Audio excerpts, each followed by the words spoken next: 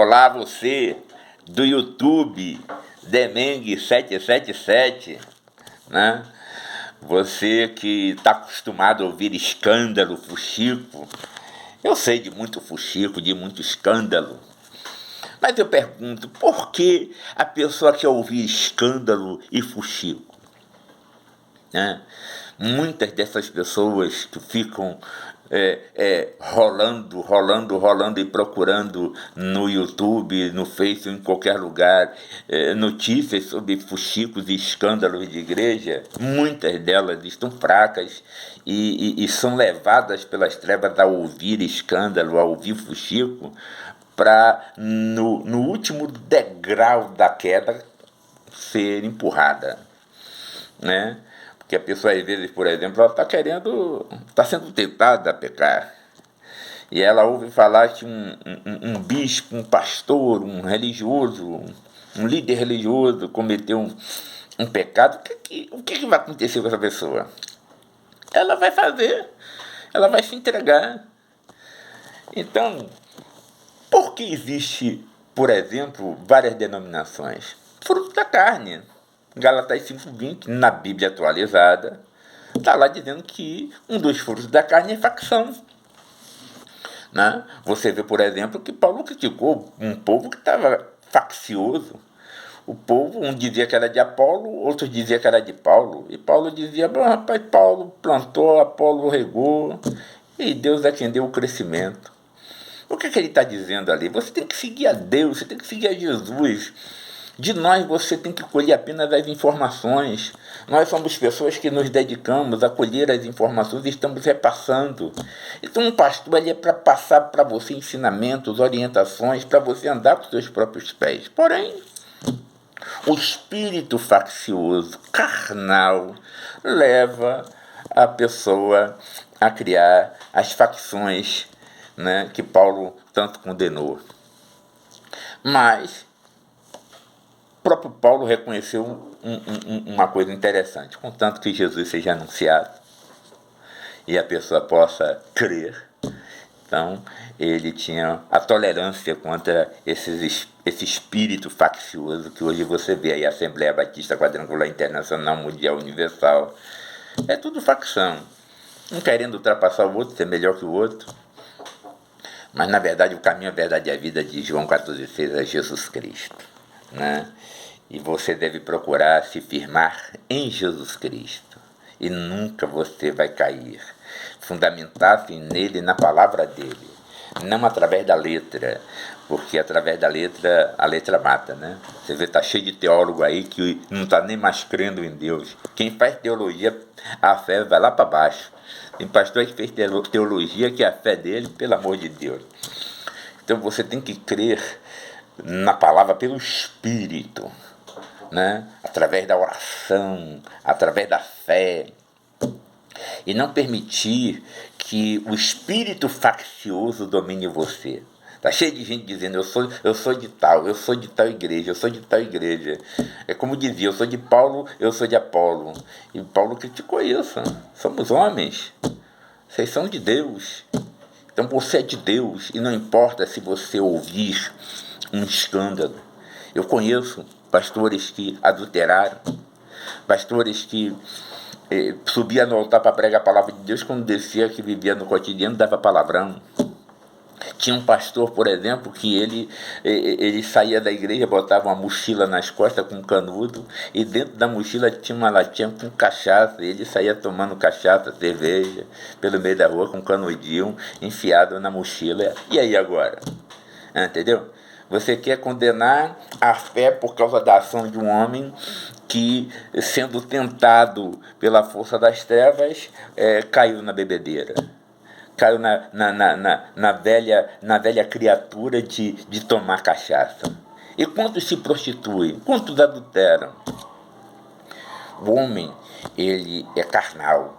E se ele não vigia, ele cai. O próprio Cristo, no Getsemane, disse para os apóstolos: vigiai e orai sem cessar, porque o espírito está pronto, mas a carne é fraca.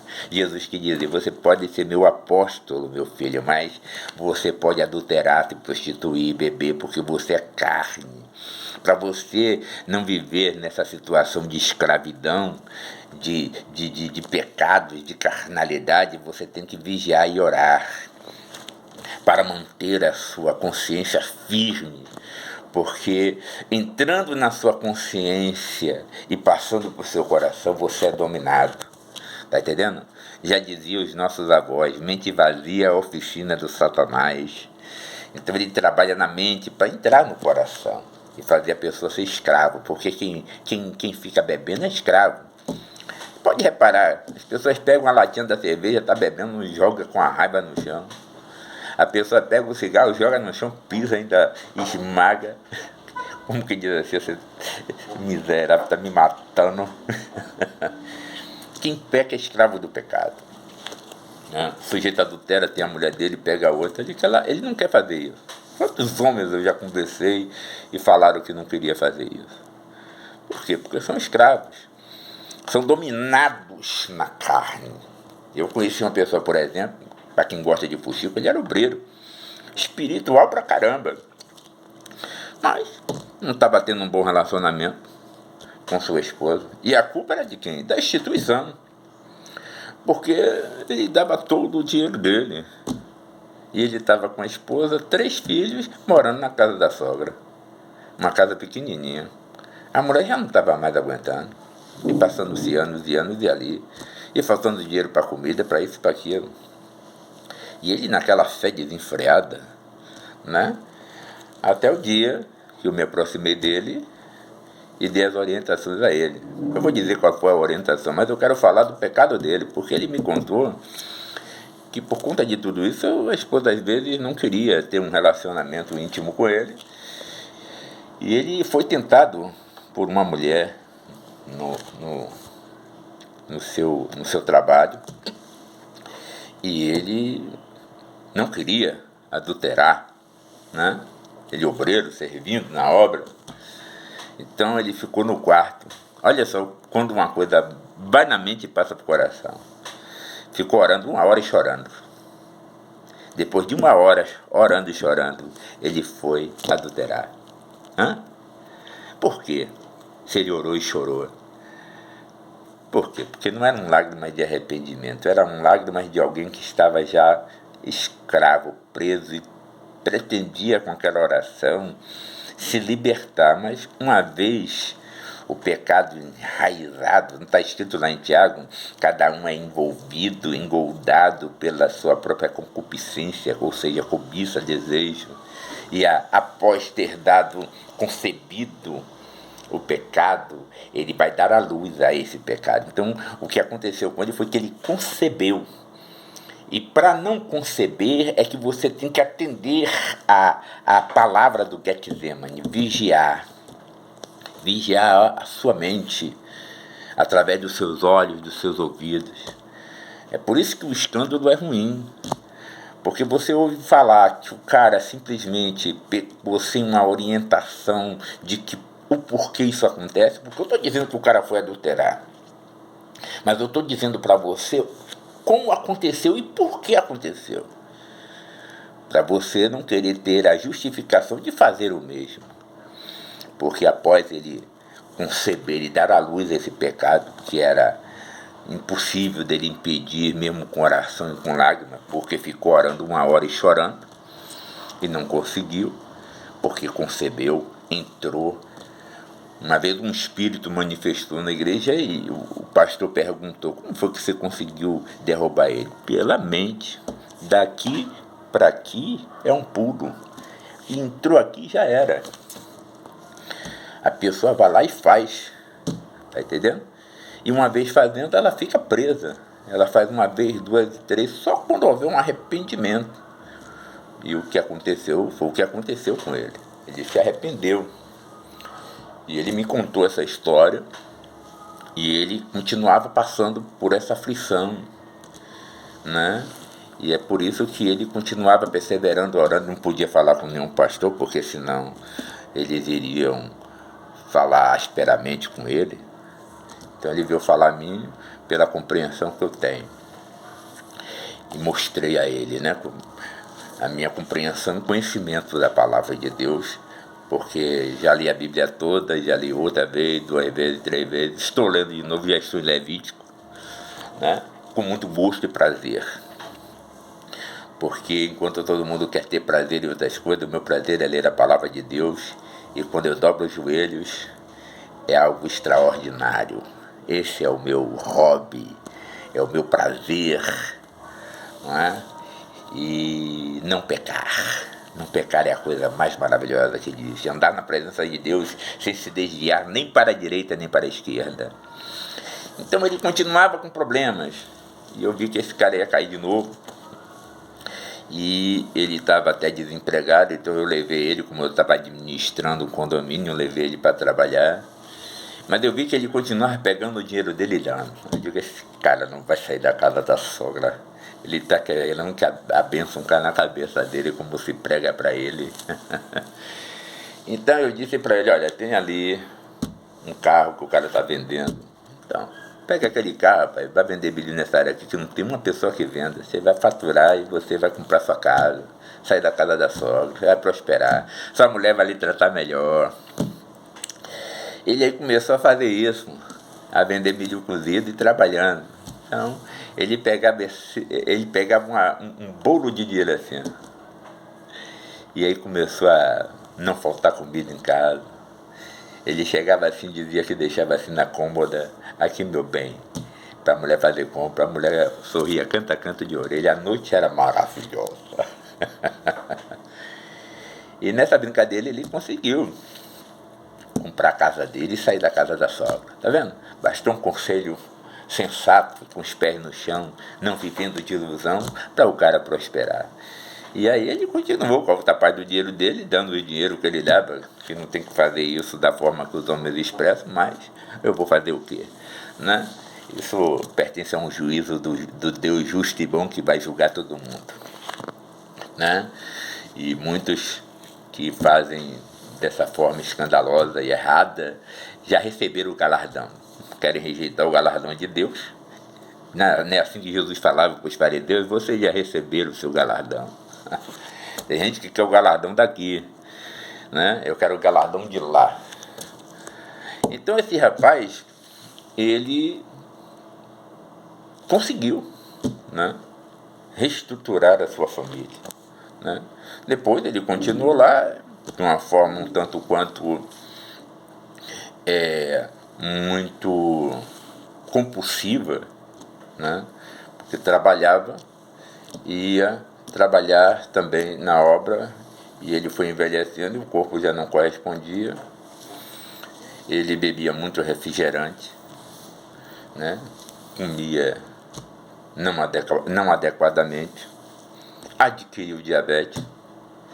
E aí o que aconteceu? Uma feridinha no dedinho, perdeu a perna. As enfermeiras disseram que ele orou a noite toda chorando. E como eu conhecia ele, que era espiritual, ele deve ter dito assim, agora eu não posso mais servir, meu Deus me leve. E às 7 horas da manhã, olha o horário, 7 horas da manhã, número 7, número de Deus, ele foi. Porque morrer doente, eu até falei para a filha dele, morrer doente não significa que você é uma pessoa maldita, uma pessoa que não vai ter a salvação. Só é você ir lá e ver Eliseu. Eliseu morreu doente. O cara que curou o Naamã, dando a orientação de mergulhar 7 vezes para ficar bom da lepra. Esse mesmo homem chamado Eliseu que fez isso, ele morreu de uma doença que ele adquiriu.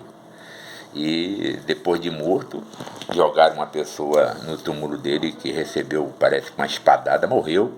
E a pessoa, quando tocou nos ossos dele, ressuscitou. Então, a doença não significa coisa alguma.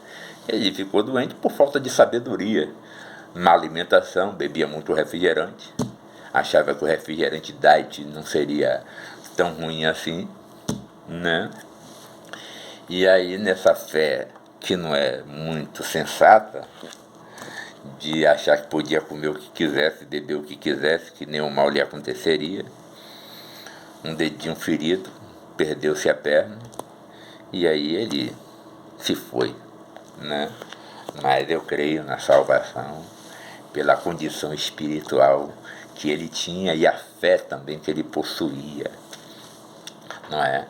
Mas é o tal negócio. Eu conto uma história dessa, como eu posso contar um escândalo qualquer para você, mas eu posso explicar para você que essa pessoa que cometeu tal escândalo, ela cometeu porque ela foi alvejada pela força das trevas, que não vai ficar nunca sossegada.